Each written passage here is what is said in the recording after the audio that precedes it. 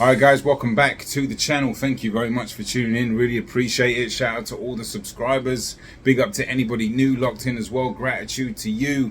So Bud Crawford has been sparring Andre Ward lately in the lead up to the Israil Madrimov fight. Now this is a really interesting sparring match. Man, would I pay good money to be a fly on the wall in that.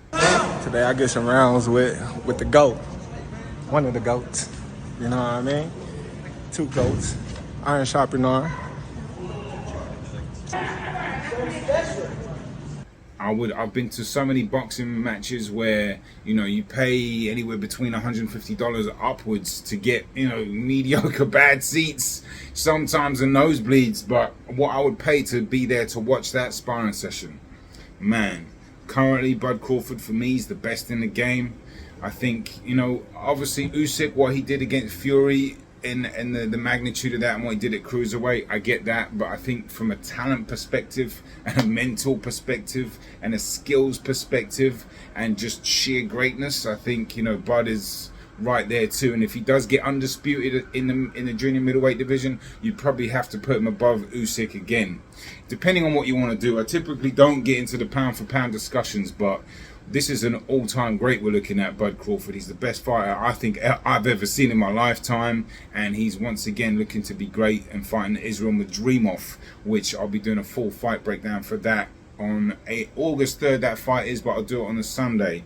But I find this interesting because obviously he's moving up in weight, Bud Crawford, so he's going to want to climatize himself with fighting a bigger man. And Andre Ward is, you know, much bigger than Israil Madrimov. You know, he's been retired for some time. He retired at light heavyweight. I can't imagine he's at that weight. He's probably maybe around there. Maybe he might be north of 180. I don't know. But Bud Crawford has always sparred bigger guys. He said that. I made a video about that recently where he said that in an interview in the press conference for the Madrimov fight. But one thing that's interesting about this is Andre Ward early on in his career. Now Andre Ward, for me, he's a big inspiration. Him and Virgil Hunter, I've spoken about them many times on this channel, are massive inspirations to me from a mental, psychological perspective, and you know how they went about boxing and the training they used to do, specific training, and obviously just the accolades they had too. But Ward was the first fighter that I watched where I just could not get my head around how he was beating these guys and bullying bigger guys, and you know, just he really made me understand the sweet science at a much deeper level. It took me through levels of understanding boxing, you know, from the Alan Green fight to the Edison Miranda, where he was this big feared puncher and Andre Ward just bullied him, and I was like, how is he doing this? I didn't understand it, you know. And then I watched the fight, and then it really took my IQ of boxing up a little bit. This was years ago, but this was like, you know, I was a casual probably at the time, but I just couldn't understand how he was doing it. Well, Miranda, how that flow. So maybe if you can, he pushed Miranda back. Body. Miranda trying to get a little space the entire round. But you know, I started to read a bit more and follow it a bit more, so I've always had a massive admiration for Andre Ward. But he used to switch hit quite a lot back in his days, right? He didn't do it anywhere near as much in the back end of his career, particularly, you know, against Kovalev. He didn't do it at all in either fight, not that I remember, nor the Sullivan Barrera fight, nor the I forget the guy's name that he had at light heavyweight before Kovalev.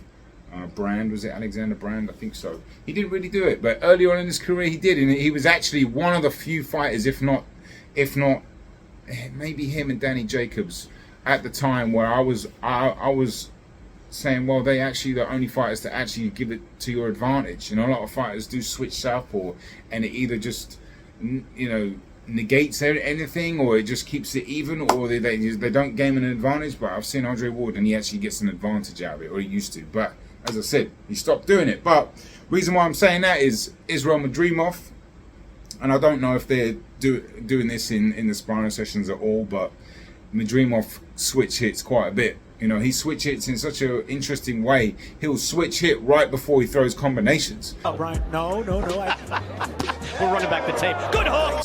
It's quite interesting, and I've done a documentary on the Uzbeks actually.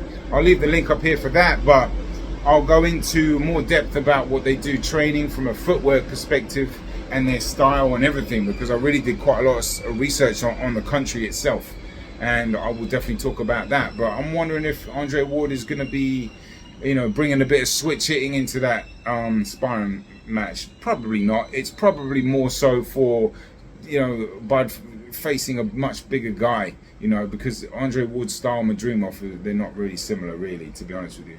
It's just, you know, and who knows how serious the sparring was. It looked just more educational and more of a learning spar, to be honest with you. But nonetheless, Andre Ward's a big guy, do you know what I mean? He's a big, strong guy as well.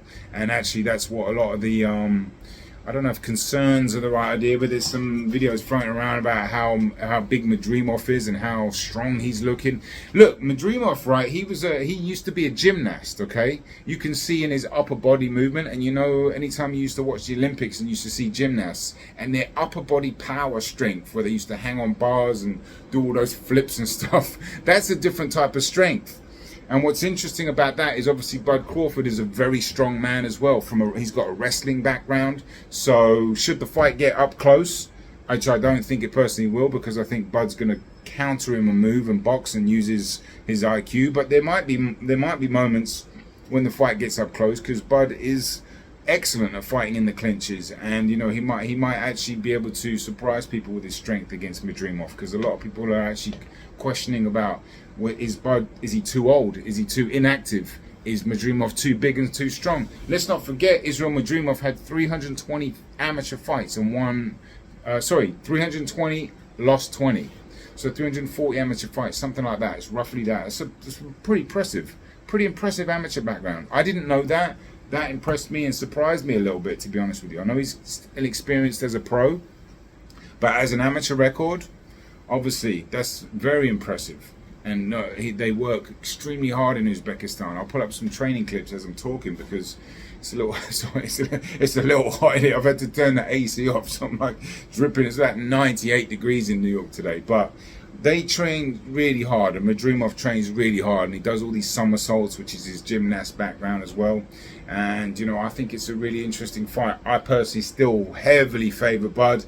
I made a video about a couple of them where I highlighted how Madrimov falls in with his jabs. I'll try and pull up the clip if I can, but that to me is going to be a massive opening for Bud, because Madrimov did it in his last fight repeatedly leaning in with his head right there, with his legs up far apart. I mean, there's uppercuts waiting for his chin big time, and one of the most elite counter punchers in the game is Bud Crawford. So you know, I would fully expect Bud to capitalize on that. But this video is really just about Andre Ward, and I like the sparring session, because I'm sure they didn't go full on, but they're both competitive guys, you know what I mean? So I'm sure some leather was exchanged, and like, you know, some learning IQ, and then getting in touch with that physicality of a much bigger man, Andre Ward. Love it. Very interesting stuff. Let me know your thoughts in the comments below. And you know, wouldn't that be amazing to be a fly on the wall to see that sparring session? Wow. Anyway, that's it from me. I hope you guys have a great day. Let me know your thoughts on this sparring. See you later. Boxing. Knowledge.